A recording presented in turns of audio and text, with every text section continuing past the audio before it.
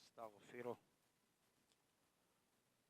ونعوذ بالله من شرور أنفسنا ومن سيئات أعمالنا من يهده الله فلا مضل له ومن يضلله فلا هادي له وأشهد أن لا إله إلا الله وحده لا شريك له وأشهد أن محمدا عبده ورسوله أما بعد فأعوذ بالله من الشيطان الرجيم يا أيها الذين آمنوا اتقوا الله حق تقاته ولا تموتن إلا وأنتم مسلمون يا أيها الناس اتقوا ربكم الذي خلقكم من نفس واحدة وخلق منها زوجها وبث منهما رجالا كثيرا ونساء واتقوا الله الذي تساءلون به والأرحام إن الله كان عليكم رقيبا يا أيها الذين آمنوا اتقوا الله وقولوا قولا سديدا يصلح لكم أعمالكم ويغفر لكم ذنوبكم ومن يطع الله ورسوله فقد فاز فوزا عظيما أما بعد فإن خير الحديث كتاب الله وخير الهدي هدي محمد صلى الله عليه وسلم وشر الأمور محدثاتها وكل محدثة بدعة وكل بدعة ضلالة وكل ضلالة في النار أما بعد فقد قال الله تعالى في مقام آخر إن الدين عند الله الإسلام معزز سامعین کرام، السلام علیکم ورحمۃ اللہ وبرکاتہ۔ آپ کے اس دینی مرکز میں پہلی مرتبہ خطبہ جمعہ دینے کی سعادت حاصل ہو رہی ہے۔ اللہ تعالیٰ سے استدعا ہے کہ مجھے حق، سچ، صحیح اور درست بات کہنے کی توفیق عطا فرمائے، اور پھر یہ بھی دعا ہے کہ اللہ تعالیٰ ہم سب کو اپنے دین کی صحیح فہم کے ساتھ ساتھ عمل کی توفیق عطا فرمائے۔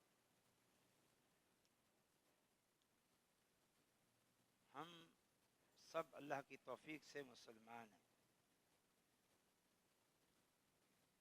اس کا معنی یہ ہے کہ ہم اللہ کے دین اسلام کو ماننے والے اور دین اسلام کے پیروکار ہیں۔ اس لیے میں کوشش کروں گا کہ اپنے وقت کے اندر دین اسلام کا مختصر تعارف اور پہچان آپ کے سامنے رکھوں، اس لیے کہ ہم مسلمانوں کی سب سے بڑی پہچان مسلمان ہونا ہے، جو ہمیں دیگر اقوام عالم سے ممتاز کرتی ہے۔ اس لیے ہمیں خود ہی کم سے کم اپنے اسلام کی پہچان ہونی چاہیے، اسلام کی معرفت ہونی چاہیے، وگرنہ خالی اسلام کا دعویٰ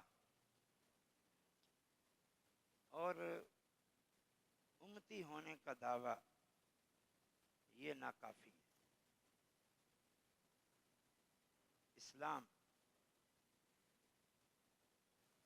یہ دین حق ہے، دین ہدایت ہے،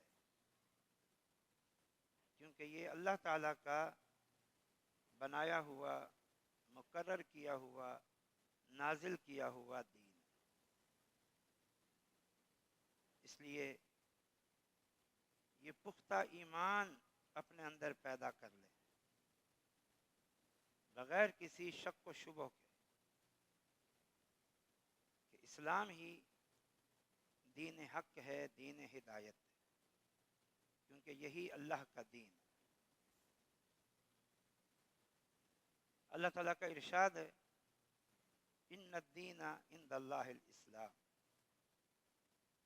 اللہ کا پسندیدہ دین دین اسلام ہے، کیونکہ وہ اللہ کا مقرر کیا ہوا دین ہے، اللہ کا بنایا ہوا دین ہے۔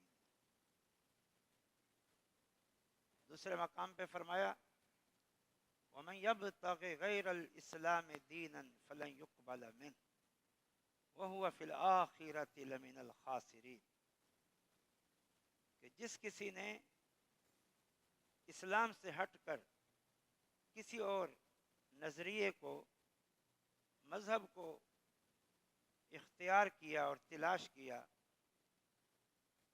تو وہ عقیدہ، نظریہ اور مذہب اس سے قطعاً قبول نہیں کیا جائے گا، اور ایسا انسان قیامت والے دن صریحاً سراسر خسارے میں ہوگا۔ اس کا معنی یہ ہوا اسلام کے علاوہ سب کچھ گمراہی اور باطل ہے،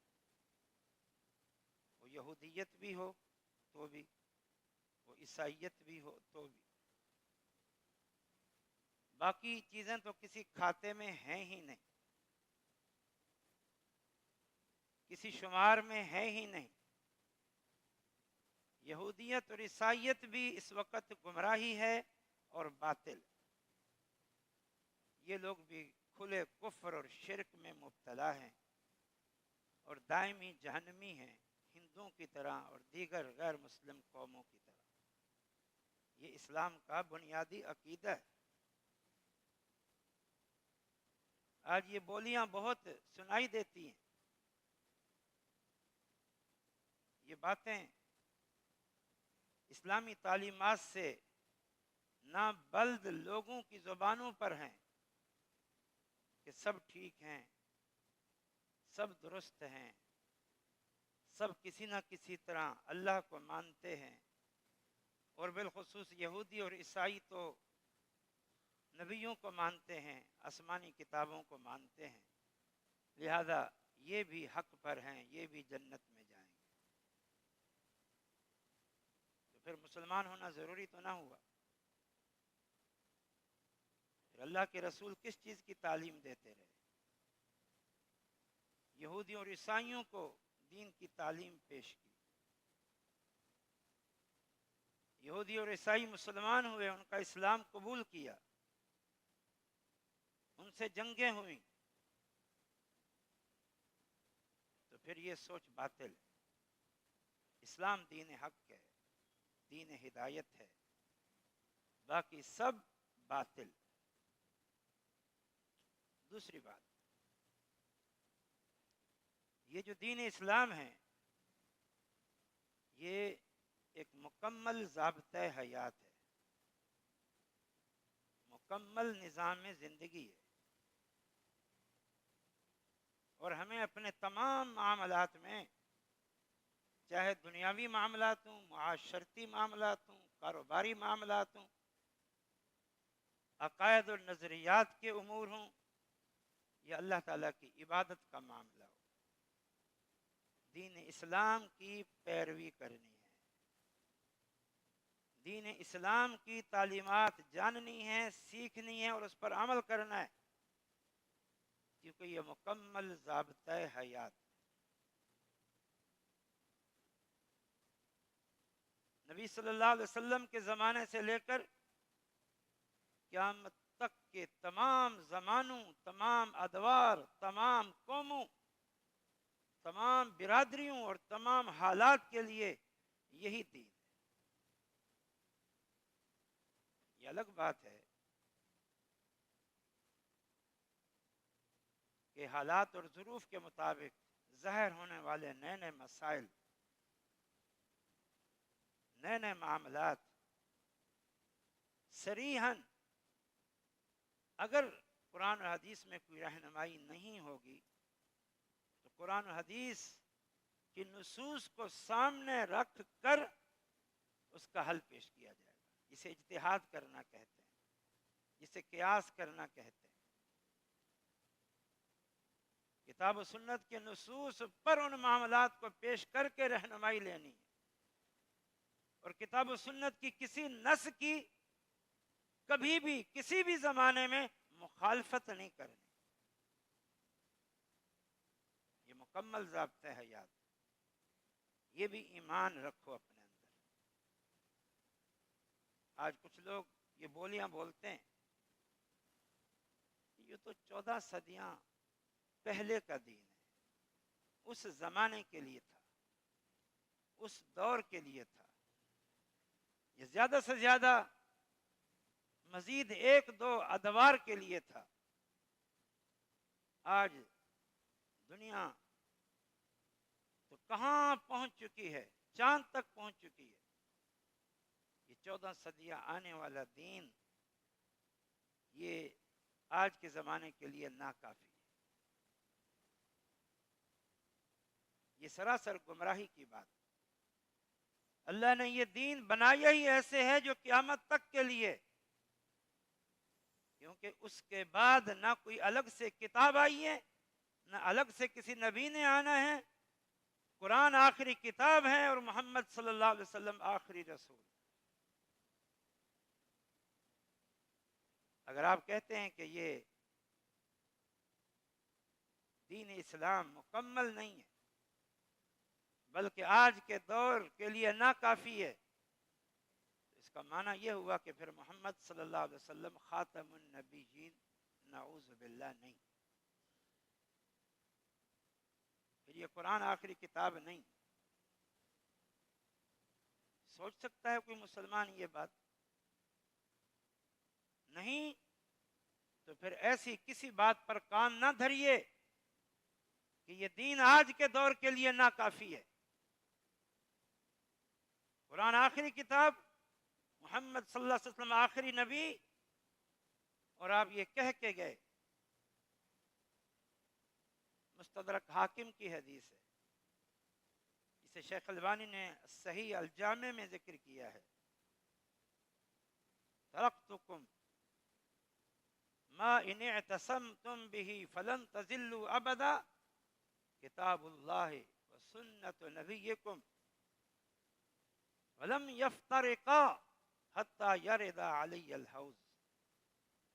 فرمایا نبی صلی اللہ علیہ وسلم نے، لوگوں میں تمہیں ایک ایسی چیز پہ چھوڑے جا رہا ہوں، اگر اسے مضبوطی سے تھام لوگے تو کبھی گمراہ نہیں ہوگے. ایک اللہ کی کتاب ہے، ایک تمہارے نبی کی سنت ہے. اور فرمایا یہ دونوں کتاب اللہ اور سنت رسول اللہ جو دین ہے، جو شریعت ہے، جو میں چھوڑ کے جا رہا ہوں، یہ دونوں کبھی جدا نہیں ہوں گے. کتاب اللہ کے ساتھ سنت رسول اللہ نتھی ہے، اور سنت رسول اللہ قرآن کے بغیر نہیں ہے. یہ دونوں لازم ملزوم ہیں، ان دونوں سے دین کی تکمیل ہوتی ہے.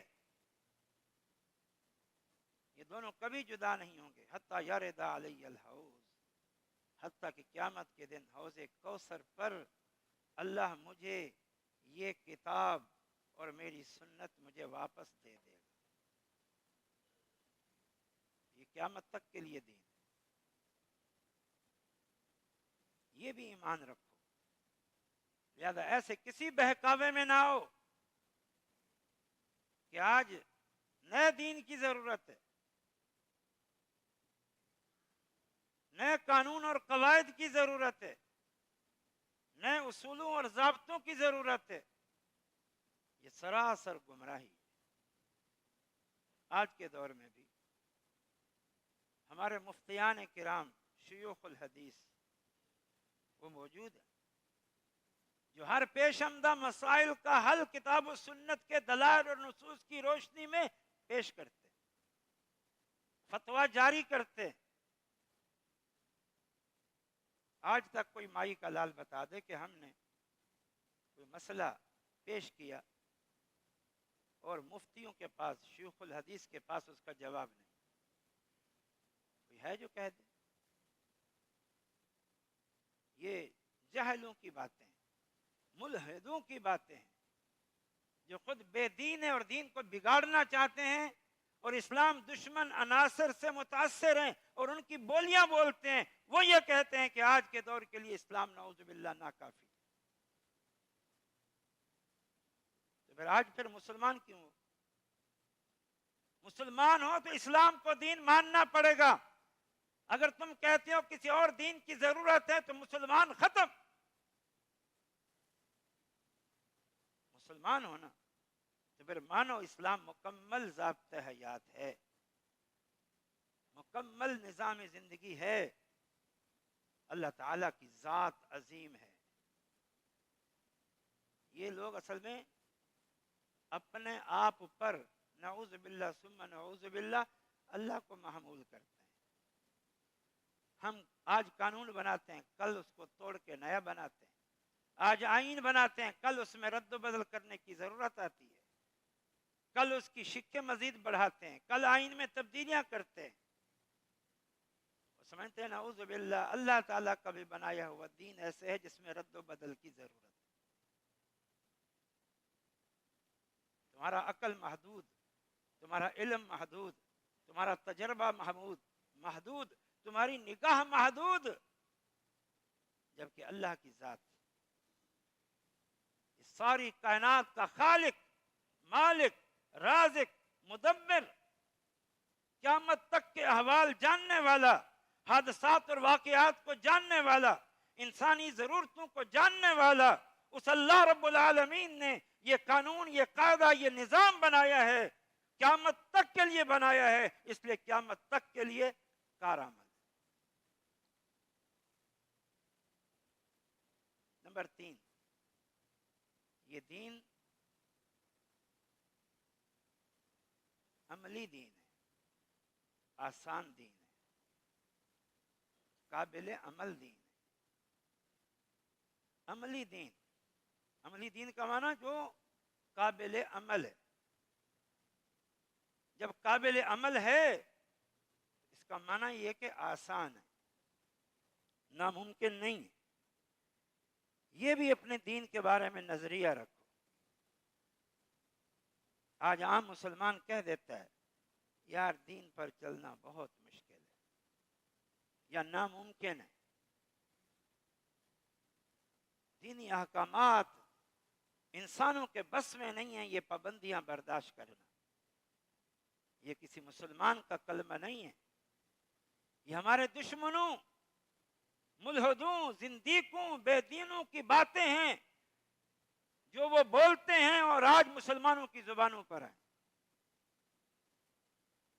جب یہ اسلام اللہ کا دین ہے، مکمل دین ہے، ضابطہ حیات ہے، اور اللہ نے بندوں کے لیے بنایا ہے، اور اللہ مہربان ذات ہے، رحیم ذات ہے، غفور ذات ہے، مشفق ہے، مہربان ہے، تو اس نے دین آسانی بنایا ہوگا نا. ناممکن العمل تو نہیں بنایا ہوگا کہ جس پہ عمل ہی نہیں ہو سکتا. ہاں، جس کسی کے لیے کوئی پریشانی آتی ہے، کوئی مشکل آتی ہے جسے ہم عذر کہتے ہیں، تو وہاں اللہ نے خود اپنے دین میں رخصتیں رکھ دی، گنجائش رکھ دی. آپ رخصتیں سنتے رہتے ہیں بھی، شریعت میں یہ رخصت، شریعت میں یہ گنجائش، شریعت میں یہ جائز ہے، شریعت میں یہ معاف ہے. یہ اللہ نے رخصتیں رکھی. بیمار ہے، مسافر ہے، روزے کی رخصت ہے، بعد میں پورے سال میں جب چاہے رکھ لے. دائمی مریض ہے تو فی روزے کے بدلے میں ایک مسکین کو کھانا کھلا دے. نہیں کھلا سکتا وہ بھی معاف. بیمار ہے، بیٹھ کے نماز پڑھ لے. گھر میں مسجد میں نہیں آ سکتا، گھر میں پڑھ لے. کھڑے ہو کے نہیں سکتا، بیٹھ کے پڑھ لے. بیٹھ کے نہیں پڑھ سکتا، لیٹے ہوئے پڑھ لے. بے ہوش ہے، نماز کا وقت گزر گیا تو معاف. بیمار ہے پانی کا استعمال نقصان دہ، تیمم کر لے۔ مسافر ہے پانی نہیں ہے، یہ حضر میں ہے پانی نہیں ہے تو تیمم کر لے۔ زکوٰۃ اس پہ فرض ہے جو استطاعت رکھتا ہو، قربانی بھی اسی کے لیے جو استطاعت رکھتا ہو، حج بھی اسی کے لیے جو استطاعت رکھتا ہو۔ بتاؤ کون سی چیز ایسی ہے جو ناممکن العمل ہو؟ یہ نماز پرسکون ماحول میں، نماز، پنکھے لگے ہیں، اے سی لگے ہیں، ٹھنڈی جگہ ہیں، وضو خانے بنے ہوئے ہیں، نماز پڑھنا کون سی مشکل کام ہے؟ نماز سے بھاری بھاری کام کرتے ہو۔ یہ ساری دنیا کا نظام محنت سے چل رہا ہے، جد و جہد سے چل رہا ہے، کوشش سے چل رہا ہے، انسانی محنتیں لگی ہوئی ہیں۔ وہ محنتیں ہو سکتی ہیں تو نماز پڑھنے کی کون سی محنت ہے؟ کھڑے نہیں ہو سکتے، بیٹھ کے پڑھ لو۔ گھر سے مسجد میں نہیں آ سکتے، مجبوری ہے، بیماری ہے، بڑھاپا ہے، گھر میں پڑھ لو، کون سا مشکل ہے؟ روزہ رہ جاتا ہے کچھ مشکل، وہ کون سا ہر دن کا روزہ ہے، سال میں 1 مہینے کا روزہ ہے، اس کو کچھ برداشت کر لو، سکون کر لو، گھر میں بیٹھ جاؤ۔ کوئی ضروری کام ہے روزے کے بعد کر لو، اس کو مؤخر کر دو۔ آخر دنیا کے معاملات بھی اپنی مجبوریوں میں مؤخر کرتے ہو کہ نہیں کرتے؟ حج پہ جاتے ہو، کام کاج چھوڑ کے جاتے ہو، دوسرے شہروں میں، دوسرے ملکوں میں کام کاج کے لیے جاتے ہو، باقی کام کاج چھوڑ کے جاتے ہو، خوشی غمی میں جاتے ہو، کام کاج چھوڑ دیتے ہو۔ صرف نماز آئے تو کام کاج کیسے چھوڑیں؟ حج آئے تو کام کاج کیسے چھوڑیں؟ روزے آئے تو کام کاج کیسے چھوڑیں؟ کون سا مشکل کام؟ یہ دین مکمل ضابطہ ہے، یاد قیامت تک کے لیے آسان دین ہے، عملی دین ہے، قابل عمل دین ہے۔ یاد رکھنا، اس دین کو مانا ہے تو اس دین پر عمل بھی کرنا ہے، وگرنہ کیا ہوگا؟ یہودیوں نے یہ روش اختیار کی تھی، ہم سے عمل نہیں ہوتا۔ ان کو اللہ نے کیا لقب دیا ہے قرآن میں؟ ضربت علیہم الذلۃ والمسکنۃ وباؤوا بغضب من اللہ ذلک بانہم کانوا یقتلون النبیین بغیر الحق ذلک بما عصوا وکانوا یعتدون۔ اللہ تعالیٰ فرماتا ہے یہ جو یہود قوم ہے، ان پر ذلت و رسوائی مسلط کر دی گئی، اللہ کے غضب کے مستحق ٹھہرے۔ یہ ظالم اپنے نبیوں تک سے قتال کیا کرتے تھے اور نافرمانی کیا کرتے تھے اور حد سے تجاوز کیا کرتے تھے، اس لیے ذلت و رسوائی ان کا مقدر اور یہ اللہ کے غضب کے مستحق ہے۔ اس لیے اسلام قابل عمل ہے، قابل عمل ہے۔ سورۃ فاتحہ میں ہمیں کیا سبق دیا گیا؟ اہدنا الصراط المستقیم، اے اللہ ہمیں سیدھی راہ دکھا تو جنت تک پہنچا دے۔ صراط الذین انعمت علیہم، سیدھی راہ وہ ان لوگوں کی راہ جن پر اللہ تیرا انعام ہوا ہے۔ انعام کن پر ہوا ہے؟ اللہ نے دوسرے مقام پہ کہا وَمَن يُطِعِ اللَّهَ وَالرَّسُولَ فَأُولَٰئِكَ مَعَ الَّذِينَ أَنْعَمَ اللَّهُ عَلَيْهِم مِّنَ النَّبِيِّينَ وَالصِّدِّيقِينَ وَالشُّهَدَاءِ وَالصَّالِحِينَ وَحَسُنَ أُولَٰئِكَ رَفِيقًا۔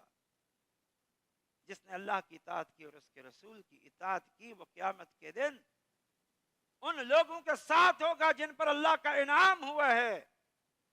وہ لوگ کون ہیں؟ نبیین، صدیقین، شہداء، جو دین سے اتنا لگاؤ رکھتے ہیں، اتنا لگاؤ رکھتے ہیں دین سے کہ دین کے لیے اگر جان کی قربانی بھی دے دینا پڑی تو انہوں نے دے دی۔ وہ صالحین، جو صالح لوگ ہیں، دین پر عمل کرنے والے ہیں، یہ ہیں انعام یافتہ لوگ۔ اہدنا الصراط المستقیم صراط الذین انعمت علیہم، اللہ میں انعام یافتہ لوگوں کی راہ پہ چلانا، انبیاء، شہداء، صدیقین، صالحین، نیک عمل کرنے والے. اور آگے کیا ہے؟ غیر المغضوب علیہم ولا الضالین. اللہ مغضوب علیہم لوگوں کی راہ پہ ہمیں مت چلانا، گمراہ لوگوں کی راہ پہ مت چلانا. یہ مغضوب علیہم کون ہے؟ حدیث مبارک میں ہے کہ یہودی ہیں جو بدعملی کی راہ پہ چلے. اور ولا الضالین گمراہ کون ہے؟ یہ عیسائی ہیں جو بدعات کی راہ پہ چلے، جنہوں نے نت نئے طریقے نکالے. تو جب یہ دین عملی دین ہے. ایک اور مقام پہ اللہ تعالیٰ نے ارشاد فرمایا سورۃ النساء کے اندر، لیس بامانیکم ولا امانی اہل الکتاب من یعمل سوءا یجزا به ولا یجد له من دون اللہ ولیا ولا نصیرا ومن یعمل من الصالحات من ذکر او انثى وهو مؤمن فاولئک يدخلون الجنة ولا یظلمون نقیرا. فرمایا اے ایمان والو، جنت کا داخلہ اور کامیابی کا حصول تمہاری خواہشات اور تمناؤں پر موقوف نہیں ہے کہ عمل کچھ نہ ہو، خالی تمنائیں اور آرزویں ہوں اور تمہیں جنت مل جائے، کامیابی مل جائے. فرمایا ایسا کبھی نہ ہوا ہے، نہ کبھی ہوگا، نہ یہ اللہ کی سنت ہے. نہیں عمل سوءا یجزا به، جس کسی نے برائی کی، شرک کی ہو یا کفر کی ہو یا بدعات کی ہو یا فسق و فجور کی ہے، یجزا بھی، اسے سزا مل کے رہے گی. ولا یجد له من دون اللہ ولیا ولا نصیرا. پھر یہ بدعملیاں کر کے، کفر و شرک و فسق و فجور کر کے اللہ کے عذاب سے بچاؤ کے لیے اپنا کوئی معاون اور مددگار اور کوئی سفارشی نہیں پائے گا. اس کے بالمقابل ومن یعمل من الصالحات، جس کسی نے عمل کیے نیک، من ذکر او انثى، وہ مرد ہو یا عورت ہو، وہو مومن، اور وہ ہو بھی مومن، عقیدہ بھی صحیح ہو، نظریہ اور فکر بھی صحیح ہو، فاولئک يدخلون الجنہ، یہ جنت میں جائے گا، یہ لوگ جنت میں جائیں گے اور ذرا برابر ان پر ظلم نہیں کیا جائے گا. ومن احسن دینا ممن اسلم وجہہ للہ، اور اس شخص سے بڑھ کر اچھا دین، نظریہ، طریقہ کس کا ہے جو اپنے چہرے کو اللہ کے آگے جھکا دیتا ہے اور ملت ابراہیمی کی پیروکاری کرتا ہے؟ اس سے بڑا بہتر دین کسی کا نہیں. تو یہ دین عملی دین، یہ محض نظریاتی دین نہیں ہے. لا الہ الا اللہ محمد الرسول اللہ، میں مسلمان ہوں اور بس، یہ یہودیوں کا طرز عمل. بلکہ یہ تو وہ دین ہے، یہاں تو آپ کو بدعملی تو دور کی بات ہے، یہاں تو عملی طور پر اپنی طرف سے ایک ذرہ کا اضافہ کرنے کی بھی اجازت نہیں ہے، ایک نقطہ بڑھانے کی بھی اجازت نہیں ہے، کیونکہ یہ اللہ کا دین ہے. نہ کمی کی اجازت ہے، نہ اضافے کی اجازت ہے. بدعملی کرو گے تو یہ منہج یہود ہے، اور اگر دین میں کوئی اضافہ کرو گے تو یہ منہج نصارہ اور عیسائی ہے. یہودی مبغوض علیہم ہو گئے اور یہودی گمراہ ہو گئے. اس لیے مسلمانوں، یہ دین عملی دین. آج مسلمان یہ سمجھے بیٹھے ہیں کہ دین پر عمل نہیں ہو سکتا، لہذا ہم ہیں تو مسلمان، باقی دین پر عمل نہیں ہو سکتا. کیسے مسلمان؟ اللہ کے رسول نے عمل کیا، صحابہ نے عمل کیا، آج بھی عمل ہو رہا ہے. بتاؤ مجھے دین کا کون سا نقطہ ہے جس پر آج عمل نہیں ہو رہا؟ کوئی مائی کا لال کھڑا ہو کے بتائے دین کا فلاں مسئلہ ہے، فلاں نقطہ ہے، فلاں عمل ہے، فلاں فرض ہے، فلاں واجب ہے، فلاں حق ہے جس پر عمل نہیں ہو سکتا اور نہیں ہو رہا. کوئی ہے جو بتائے؟ آج دنیا کی کون سی ایسی مسجد ہے جس میں فجر کی نماز نہ ہوتی ہے؟ بتا سکتا ہے کوئی؟ ہاں، نمازی کم ہوں گے، لوگوں کا قصور ہے، لیکن نمازی ہیں. آج بھی فجر کی نماز ہوتی ہے، آج بھی زکوٰۃ دینے والے ہیں، آج بھی ماں باپ کی خدمت کرنے والے ہیں، آج بھی حج کرنے والے ہیں، آج بھی صلہ رحمی کرنے والے ہیں، آج بھی سچ بولنے والے ہیں، آج بھی امانت دار ہیں، آج بھی اپنی خوشیاں شرعی تعلیمات کے مطابق منانے والے ہیں، آج بھی اپنی غمیاں شرعی تعلیمات کے مطابق منانے والے ہیں، آج بھی شریعت کے ایک ایک حکم پر عمل کرنے والے اللہ کے نیک اور صالح بندے، اللہ کے ولی بندے موجود ہیں۔ پھر اے مسلمان تو کیسے کہہ دیتا ہے کہ اس دین پر عمل نہیں ہو سکتا؟ اس کا مطلب ہے تو کہنا چاہتا ہے کہ نئے دین کے آنے کی ضرورت ہے، نعوذ باللہ، جو ہماری خواہش کے مطابق ہو، ہماری خواہش کے مطابق آسان ہو، یعنی اللہ تم سے پوچھ کے اپنا دین بنائے، تم سے پوچھ کے اللہ اپنا دین بنائے، اللہ کا ڈر نہیں ہے، خوف نہیں۔ ومن اضل ممن اتبع هواه بغیر هدى من اللہ، اللہ تعالیٰ فرماتا ہے اس شخص سے بڑا گمراہ کون ہے جو اللہ کی طرف سے نازل کردہ ہدایت کو چھوڑ کر اپنی خواہشات نفس کی پیروی کرتا ہے؟ اس سے بڑا کوئی گمراہ ہے؟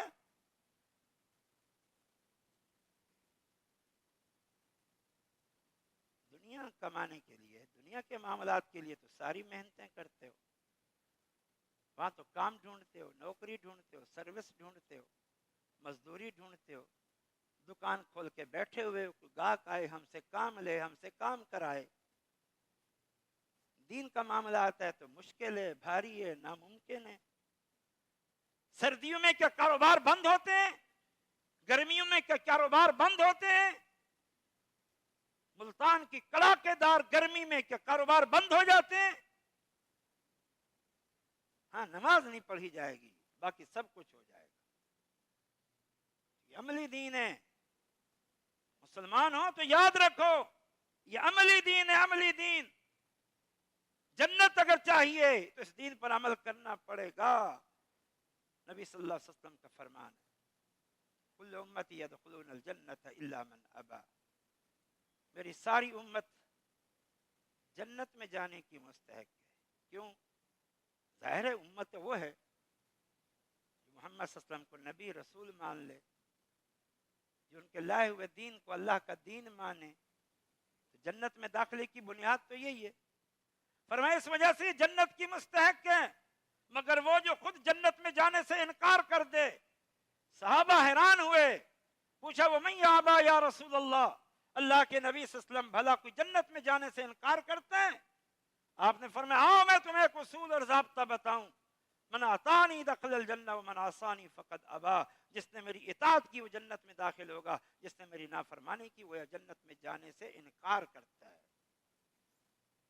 چاہیے جنت اور نماز نہیں پڑھ سکتے، روزے نہیں رکھ سکتے، حلال و حرام کی تمیز نہیں کر سکتے، نہیں، یہ کرنا پڑے گا۔ صحابہ نے ہجرتیں کی، جانیں نچھاور کی، قربانیاں دیں، اپنے گلے کٹوائے، اپنے بچوں کے گلے کٹوائے، اور آپ کہتے ہو آپ کو سردی اور گرمی کی تکلیف ہے، آپ نماز نہیں پڑھ سکتے، روزے نہیں رکھ سکتے۔ یہ دین عملی دین۔ چوتھی بات، یہ دین مکمل دین ہے، مکمل دین ہے۔ جیسے میں نے عرض کیا، قیامت تک کسی نئی بات کے اضافے کی ضرورت نہیں ہے۔ جب کسی نبی نے نہیں آنا، قرآن نے نہیں آنا، تو دلیل ہے کہ یہ دین مکمل ہے۔ جب دین مکمل ہے تو پھر مجھے بتاؤ، یہ جو ہمارے معاشرے میں بدعات کا، رسومات کا، خرافات کا بازار گرم ہے، اس کی کیا تک بنتی ہے؟ کیا تک بنتی ہے اس کی؟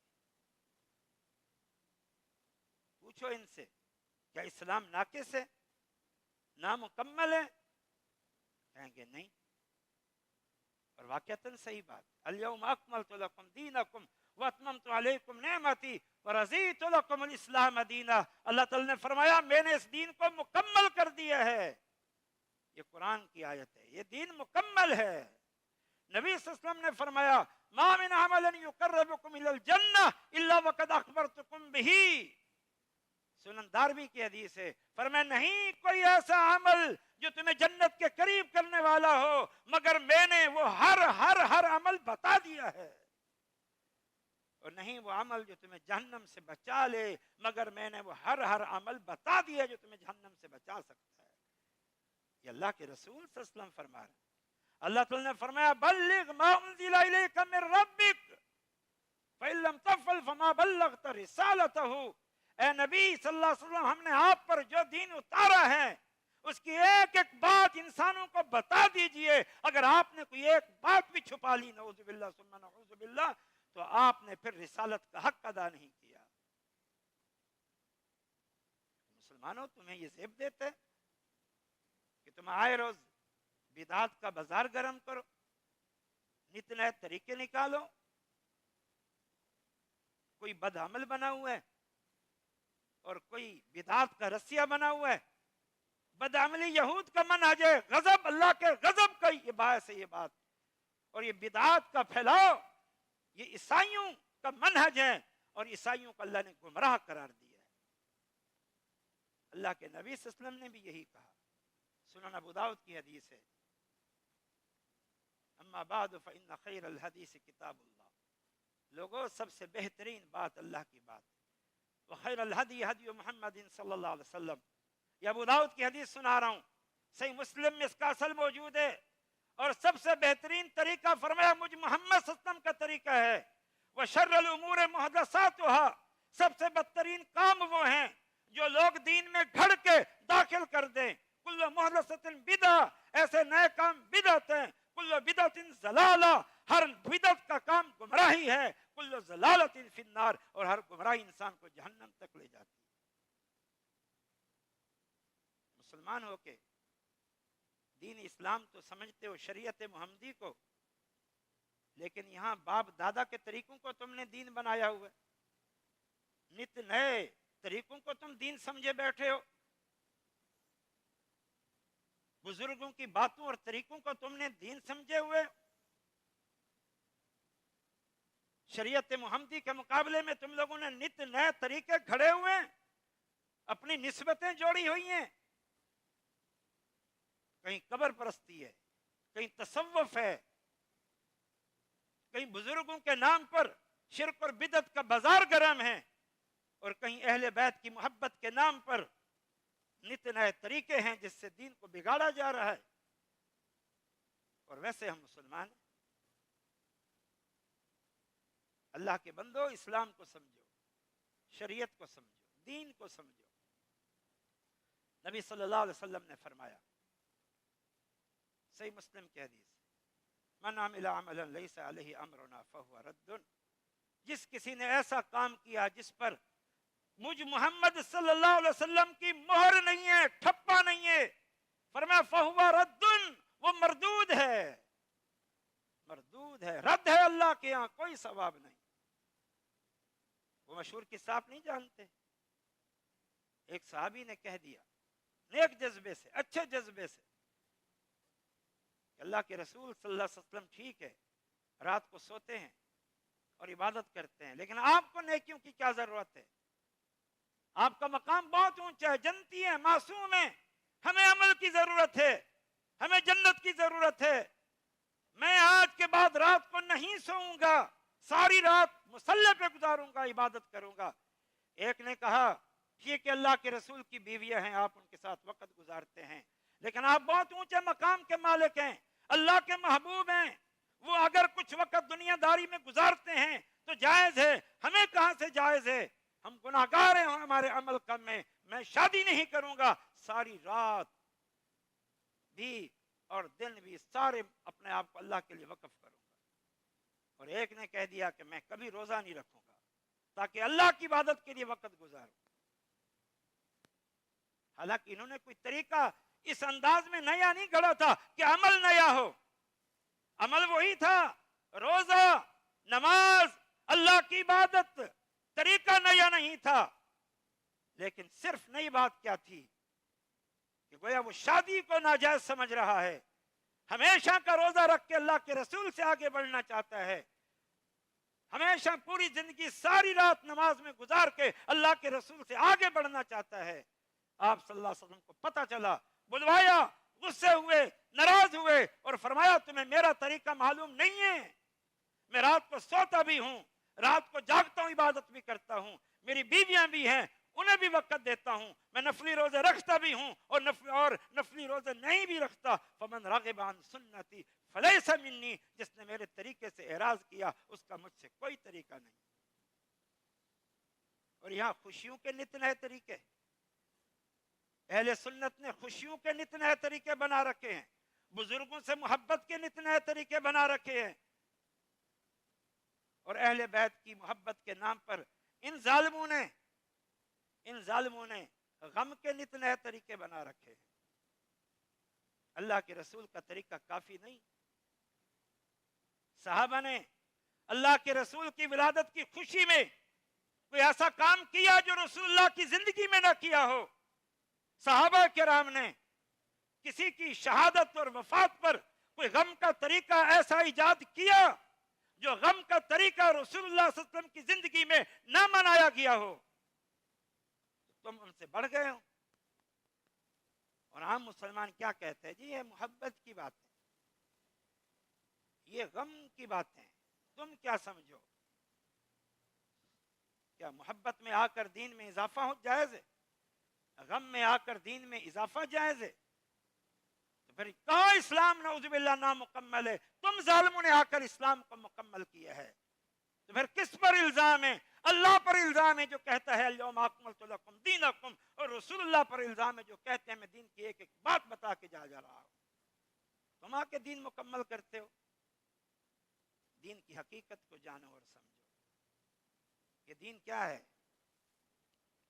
اس دین کی دو باتیں بنیاد ہیں.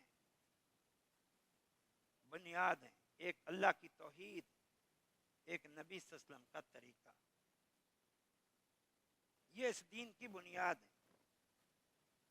مسلمان ہونے کا پہلا تقاضا یہ ہے کہ اللہ کے علاوہ کوئی معبود نہیں, وہی اس کائنات کا خالق, مالک, رازق ہے. لہذا وہی مشکل کشا ہے, حاجت روا ہے, بگڑی بنانے والا ہے, خزانوں کا مالک ہے, رب العالمین ہے, کوئی شریک نہیں ہے. پہلا یہ عقیدہ. پھر اس کا تقاضا وہی معبود برحق ہے. جب رب العالمین ہونے میں اکیلا اور تنہا ہے, کوئی شریک نہیں ہے, تو الہ العالمین ہونے میں بھی وہ اکیلا ہے, کوئی شریک نہیں ہے. وہی رب العالمین ہے, وہی الہ العالمین ہے, وہی معبود برحق کے. لا الہ الا اللہ یہ دین کا پہلا اور بنیادی اور اہم ترین مسئلہ ہے. ہائے افسوس امت مسلمہ, تمہیں تو دین کے بنیادی مسئلے کا بھی علم نہیں. کسی دور میں علامہ حالی نے کہا تھا, کیا میں پاکستان سے بھی پہلے, وہ دین جس سے توحید پھیلی جہاں میں, ہوا جلوہ گر حق زمین و زمان میں, رہا شرک باقی نہ وہم و گما میں, وہ بدلا گیا آ کے ہندوستان میں. وہ توحید اسلام تھا جس پہ نازاں, وہ دولت بھی کھو بیٹھے آخر مسلمان. سب سے بڑی دولت تو یہی تھی, توحید. اللہ کو خالق, مالک, رازق مان کے اسی کو مشکل کشا, حاجت روا, بگڑی بنانے والا ماننا, اور پھر اسی کے آگے جھکنا, اسی سے مانگنا, اسی سے امیدیں وابستہ رکھنا. یہی تو ہمارا اصل سرمایہ تھا, یہی تو اصل دین ہے. پوری زندگی اللہ کے رسول اسی کی دعوت دیتے رہے, اسی پر عمل کرتے رہے, اللہ سے دعائیں کرتے رہے, اللہ سے مانگتے رہے, اللہ کے آگے جھکتے رہے, رکوع کرتے رہے, قربانیاں کرتے رہے, اس کے نام کی قسمیں کھاتے رہے, اس کے نام کی نذر و نیاز دیتے رہے. امت کے لیے اپنے آپ کو نمونہ بنایا. قل ان صلاتي ونسكي ومحياي ومماتي لله رب العالمين لا شريك له وبذلك امرت وانا من المسلمين. میری نماز اللہ کے لیے, میری قربانی اللہ کے لیے, میرا جینا اللہ کے لیے, میرا مرنا اللہ کے لیے, اس کا کوئی شریک نہیں ہے. ابھی قربانی گزری ہے, ابو داؤد کی حدیث, اللہ کے رسول صلی اللہ علیہ وسلم قربانی کرتے ہوئے یہ دعا پڑھتے تھے وجہت وجہی للذی فطر السماوات والارض حنیفا وما انا من المشرکین ان صلاتی ونسکی ومحیای ومماتی للہ رب العالمین لا شریک لہ وبذلک امرت وانا من المسلمین. میں نے اپنا چہرہ اس اللہ کی طرف پھیر لیا ہے جو آسمانوں اور زمینوں کا خالق ہے. میرا شرک سے اور مشرکوں سے کوئی تعلق نہیں ہے. اس دین کا اصل توحید ہے اللہ کے ساتھ سچا تعلق. ایک اللہ کو خالق مالک اور رازق مان کے اسی کو مشکل کشا اور حاجت روا مانو. عجیب بات ہے. انبیاء دنیا سے چلے گئے, اولیاء دنیا سے چلے گئے, بزرگان دین دنیا سے چلے گئے. اب ان کو پکارو, ان سے دعائیں کرو, وہ مشکل کشا اور حاجت روا. عقل مانتی ہے اس کو؟ دماغ مانتا ہے اس کو؟ کس آیت سے تم نے یہ مسئلہ نکالا ہے؟ کبھی کسی صحابی نے روضہ رسول پہ, قبر رسول پہ جا کے اللہ کے رسول صلی اللہ علیہ وسلم سے کچھ مانگا, کچھ طلب کیا, کوئی مشورہ کیا؟ مشکلات آئیں, تکالیف آئیں, کبھی یا رسول اللہ مدد کا نعرہ لگایا؟ دور سے آپ کی زندگی میں یا آپ کی وفات کے بعد بھی دکھا سکتا ہے. تمہاری نظروں میں صحابہ کے مقابلے میں ان بزرگوں کا مقام بہت بڑھ گیا ہے. نعوذ باللہ ثم نعوذ باللہ. اور دوسری بات, اس دین کا بنیادی نقطہ دوسرا وہ سنت رسول ہے, رسول اللہ کا طریقہ. بس وہی رسول ہے, وہی دین پہنچانے آئے. وہ دین پہنچا گئے, سمجھا گئے, سکھا گئے. اور اگلا جملہ سنیں, دین پر عمل کر کے دکھا گئے, قرآن سمجھا گئے. یہ مانتے ہو؟ جب مانتے ہو پھر دین کے حوالے سے دائیں بائیں کیوں دیکھتے ہو؟ کبھی طریقت کے نام پر شریعت کے مقابلے میں نیا دین کھڑا کر دیتے ہو, قبر پرستی کے نام پر شریعت کے مقابلے میں نیا دین کھڑا کر دیتے ہو, بزرگان دین کی محبت کے نام پر شرک اور بدعت کا نیا دین کھڑا کر دیتے ہو. محبت آل رسول کے نام پر ابھی محرم میں دیکھنا کیا خرافات کا, بدعات کا بازار گرم ہوتا ہے. اور مسلمان کہتے ہیں محبت کی باتیں, سنت رسول کہاں گئی؟ سنت رسول کہاں گئی؟ دین مکمل ہے, پھر یہ کیا ہے؟ جرأت پیدا کرو. کم سے کم اور کچھ نہیں کر سکتے تو اس برائی اور شرک اور بدعت اور خرافات کو برا تو جانو, چلو دل میں ہی برا جانو, زبان سے تو اس کی تعریف نہ کرو. اور آخری بات, یہ دین اسلام جس کا میں نے ادنا سا تعارف کرایا ہے, یہ کہاں سے ملے گا؟ کس شکل میں موجود ہے؟ کہاں سے ہم اس دین کو حاصل کریں؟ یہ بھی سوال ہے کہ نہیں؟ شریعت محمدی کیا ہے, کہاں سے ملے گی؟ طریقہ رسول کہاں سے ملے گا؟ توحید کہاں سے ملے گی؟ احکامات کہاں سے ملیں گے؟ عقیدہ کہاں سے ملے گا؟ یہ سوال ہے کہ نہیں؟ ہاں, اس کا ایک ہی جواب ہے, اور یہ جواب اہل حدیث کا فرزند ہی دے سکتا ہے, ڈنکے کی چوٹ پہ دے سکتا ہے, دو ٹوک الفاظ میں دے سکتا ہے.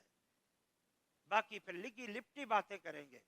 آؤ سنو مسلمانوں, شریعت محمدی, توحید و سنت, حلال و حرام کے مسائل, عقائد, عبادات, یہ کہاں سے ملیں گی؟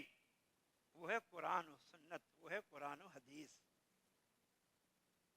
قرآن و حدیث, یہ برادریاں نہیں, یہ بزرگ نہیں, ان کے ملفوظات نہیں, ان کی سیرتیں اور طریقے نہیں, ان کے عمل نہیں, ان کے سلسلے نہیں, ان کے اعمال نہیں, بلکہ قرآن و حدیث. دین مکمل ہے, کہتے ہو کہ نہیں کہتے؟ جب مکمل ہے تو پھر رسول اللہ کے زمانے سے بعد میں آنے والی کوئی چیز دین نہیں ہے. امام مالک رحمۃ اللہ علیہ نے بڑی عظیم بات کہی تھی, ما لم یکن یومئذ دینا فلیس الیوم دینا. جو بات رسول اللہ کے زمانے میں دین نہیں تھی, امام مالک کہتے ہیں وہ آج بھی دین نہیں ہے, اور قیامت تک آنے تک وہ دین نہیں ہے, نہیں ہے, نہیں ہے. تو دین قرآن و حدیث ہے. آج اپنے آپ کو مسلمان کہلوانے والے، اہل سنت کہلوانے والے، محبان اہل بیت کہلوانے والے پتہ نہیں کہاں سے دین لیتے ہیں۔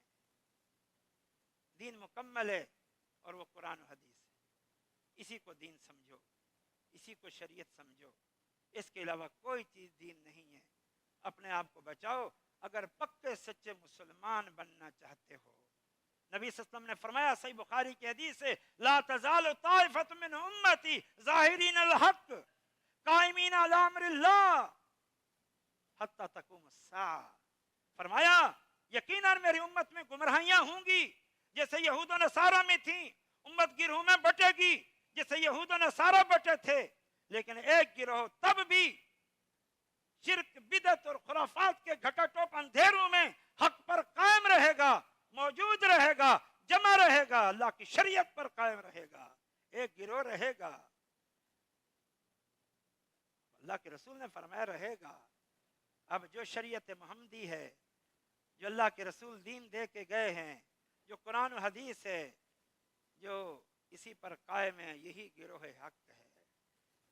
اور الحمدللہ ثم الحمدللہ، تکبر کے طور پر نہیں، اظہار نعمت کے طور پر، تحدیث نعمت کے طور پر کہتے ہیں، آؤ ہمیں پرکھو، ہمیں جانچو، ہر زاویے سے ہمیں چیک کرو، ہمارے عقیدے، ہمارا عمل، ہمارا طریقہ، ہمارا نظریہ کتاب و سنت سے ہٹ کر نہیں ہے۔ عملی کوتاہیاں الگ بات ہے، اللہ ہمیں معاف فرمائے، لیکن بطور عقیدے کے، نظریے کے، فکر کے، دین کے، شریعت کے، کتاب و سنت کو آج بھی مضبوطی سے تھامے ہوئے ہیں، جبکہ لوگوں نے پتہ نہیں کیا کچھ تھاما ہوا ہے۔ لوگوں کی مخالفتیں ہیں، لوگوں کی دشمنیاں ہیں، اور دشمنیاں نکالتے ہیں لوگ، لیکن پھر بھی اللہ کی توفیق سے دین کو تھامے ہوئے ہیں۔ اللہ پاک مجھے اور آپ کو اپنے دین اسلام کی سچی سمجھ عطا فرمائے، سچی محبت عطا فرمائے، اور اس دین پر استقامت عطا فرمائے۔ کتاب و سنت کو مضبوطی سے تھامنے کی اللہ تعالی ہمیں توفیق عطا فرمائے۔ یا اللہ ہمیں کتاب و سنت پر مضبوطی سے جما دے، اور کتاب و سنت پر ہمارا خاتمہ فرمایا۔ جو سنا ہے سنایا ہے، اللہ مجھے بھی عمل کی توفیق دے، آپ کو بھی عمل کی توفیق دے۔ اقول قولی ھذا واخر دعوانا الحمدللہ رب العالمین۔